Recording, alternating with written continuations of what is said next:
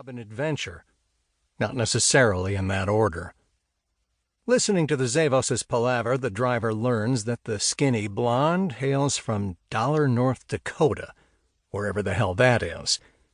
He pictures a wind-swept spot in the road with a shuttered movie house, a couple of crummy bars, and 3 or 4 grain elevators standing like old ghosts beside the railroad tracks. Maybe an out-of-business 5 and dime, and a worn-out Catholic church attended by a half-dozen old-timers.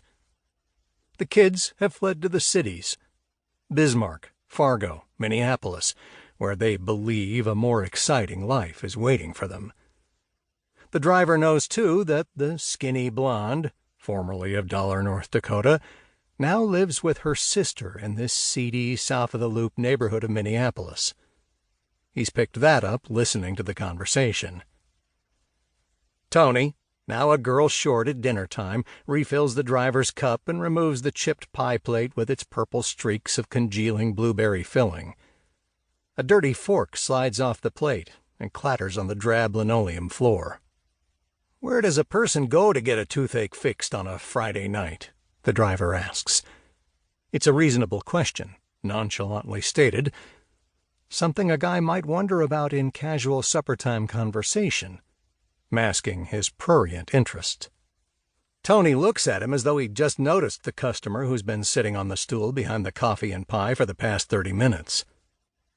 The driver appreciates the fact that he's one of those people other people walk past and don't remember 3 seconds later. What's to remember?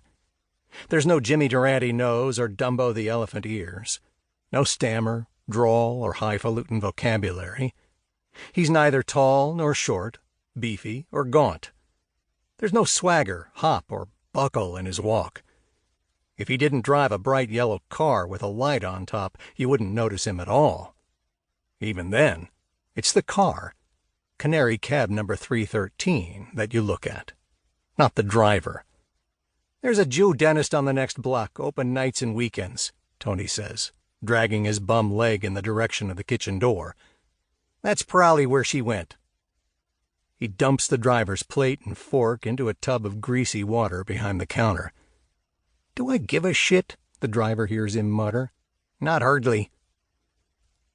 The girl's name is Teresa Hickman, and at this moment, 5 minutes to 7 on Friday evening, April 8th, 1955, she's killing time until her 7:30 dental appointment.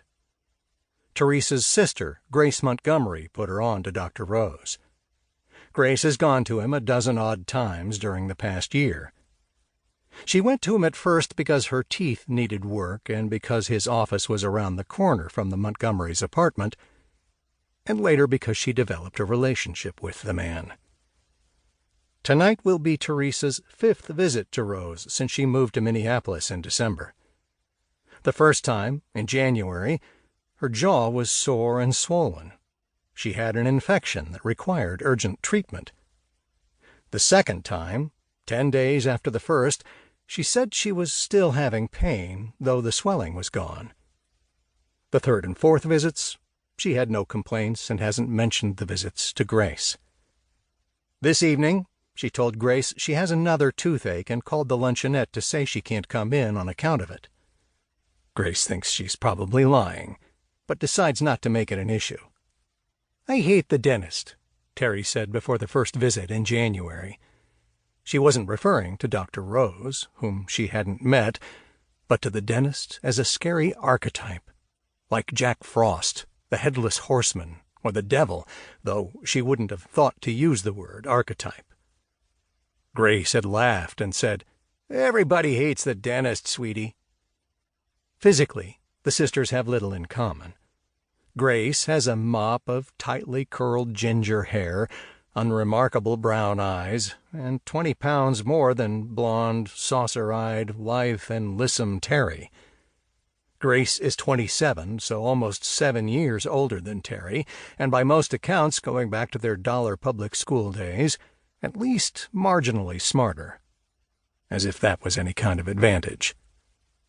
The sisters share a small-town experience that included visits to a sadistic, silver-haired dentist in the neighboring town of Hartford. There has only recently been a 3-day-a-week dentist.